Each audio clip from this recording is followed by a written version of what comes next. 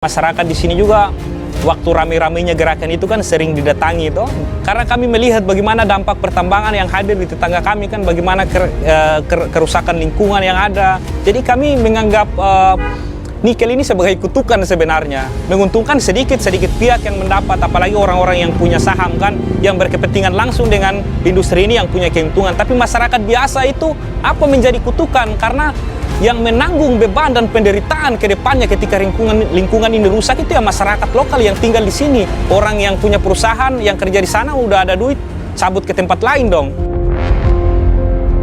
Di tempat di mana nikel dikeruk ini kan hancur-hancuran. Dia menghancurkan hutan, menghancurkan sungai, kemudian membuat konflik di tengah masyarakat. Kalau kita lihat di portofolio, di websitenya perusahaan-perusahaan tambang nikel ini kan mereka tulis ramah lingkungan dan berkelanjutan. Itu omong kosong besar. Ya kan, ekspektasi saya kalau memang pembangunan industri di provinsi tersebut begitu berdampak besar yang positif, harusnya kemiskinan itu udah nggak ada, udah nol. Ya, karena sekali lagi cuan yang begitu besar, ya 500 triliun, ya kan, kok masih ada kemiskinan di Sulawesi Tenggara. Ya, jadi itu sebuah mitos yang juga mungkin perlu kita evaluasi kembali. CEO Kapten Timnas Anies Muhaimin Iskandar, Thomas Limbong, menjawab tudingan Menteri Koordinator Bidang Kemaritiman dan Investasi, Luhut Binsar Panjaitan, terkait hilirisasi yang selama ini terus dipromosikan oleh Presiden Jokowi. Sampai-sampai Capres dan Cawapres Prabowo Gibran setiap ditanya oleh Capres-Cawapres lain terkait semua permasalahan, jawabannya selalu hilirisasi. Tom Limbong mengatakan, jika Capres Anies Baswedan dan Muhaimin tidak anti hilirisasi, bahkan hilirisasi itu masuk dalam visi paslon nomor urut 1 tersebut, karena hilirisasi adalah istilah keren dari industri pengolahan yang sudah ada ratusan tahun yang lalu, seperti pengolahan gabah menjadi beras, tebu menjadi gula, itulah hilirisasi. Jadi sekali lagi kami tidak anti hilirisasi, ya. Hilirisasi itu juga ada dalam visi Anies Muhaimin, ya kan. Yang kita anti adalah hilirisasi yang ugal-ugalan, ya, sebagaimana dilaksanakan di sektor nikel di Indonesia. Ya, sebenarnya kan hilirisasi ini istilah keren untuk sebuah industri yang sudah ada ratusan tahun, yaitu namanya industri pengolahan. Ya, jadi mengolah gabah menjadi beras itu juga hilirisasi, itu pengolahan. Ya kan, mengolah tebu menjadi gula itu juga pengolahan. Ya, dan itu seperempat daripada ekonomi Surabaya adanya di sektor industri pengolahan. Poinnya, menjual komoditi tidak dengan kondisi mentah. Yang jadi masalah sekarang, hilirisasi nikel dilakukan secara ugal-ugalan. Ia lalu menyinggung video Luhut yang mengkritik dirinya. Apapun itu, jangan mengeksploitasi nikel dengan ugal-ugalan. Bahkan Luhut Binsar Panjaitan tidak menyangkal jika terjadi kerusakan lingkungan besar pada industri nikel tersebut, baik tambang nikel maupun pengolahan nikel. Itu yang menjadi keprihatinan Timnas Anies Baswedan Muhaimin. Pertama, jangan laksanakan apapun juga, termasuk hilirisasi nikel secara ugal-ugalan. Ya. Jadi mungkin kita bisa tayangkan ya, saya mensyukuri bahwa mungkin kita ke slide 2 saja ya. Tapi saya mau mensyukuri bahwa Pak Luhut dalam pernyataannya video 8 menit sekalipun tidak menyangkal masalah pencemaran lingkungan. Ya, yang diakibatkan oleh industri nikel kita, baik tambang nikel maupun pengolahan nikel. Ya.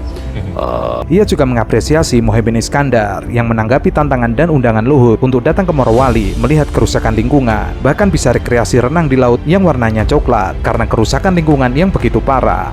Atau mungkin bisa langsung bertemu dengan masyarakat setempat, bertanya mengenai kerusakan lingkungan hingga bentrokan sosial dengan tenaga kerja asing di sana.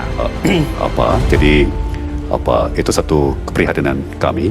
Ya, saya juga mau mengapresiasi cawapres kami Pak Muhaimin ya, yang menanggapi undangan Pak Luhut untuk bareng-bareng berkunjung ke Morowali, ya kan, karena nanti bisa sama-sama berenang di laut, coba yang coklat, untuk ngelihat sendiri pencemaran lingkungan, bisa bicara langsung dengan rakyat setempat mengenai bentrokan-bentrokan sosial dengan TKA dari Tiongkok.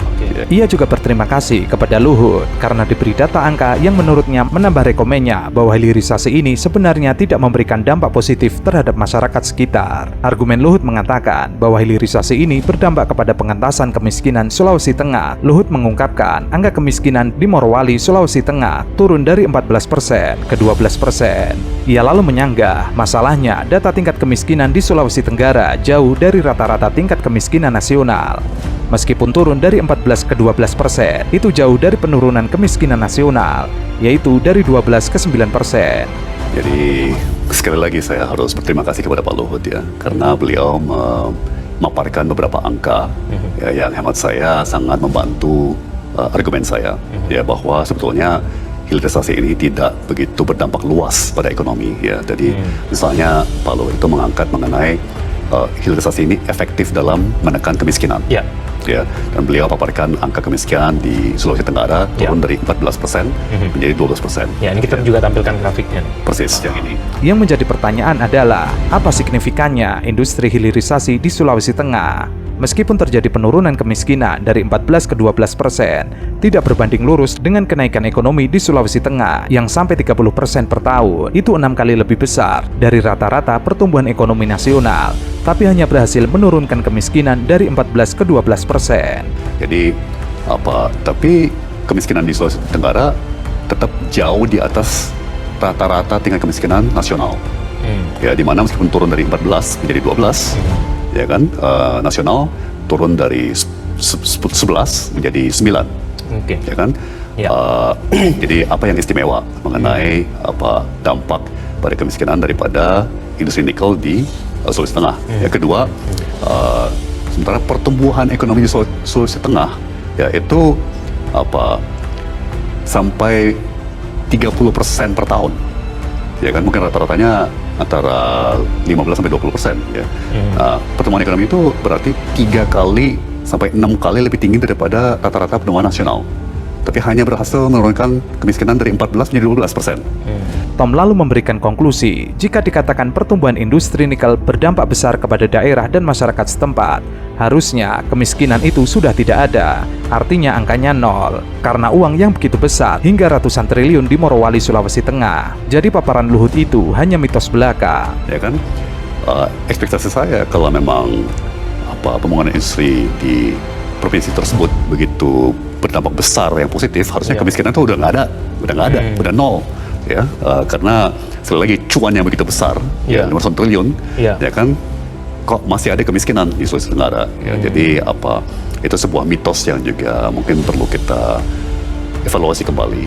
Malah masyarakat setempat kena getahnya, kena pencemaran lingkungan, kena dampak bentrokan dengan tenaga Tiongkok, sampai kena kecelakaan kerja yang sampai saat ini belum ada yang dipenjara hingga didenda karena kelalaian soal keamanan kerja di industri nikel tersebut.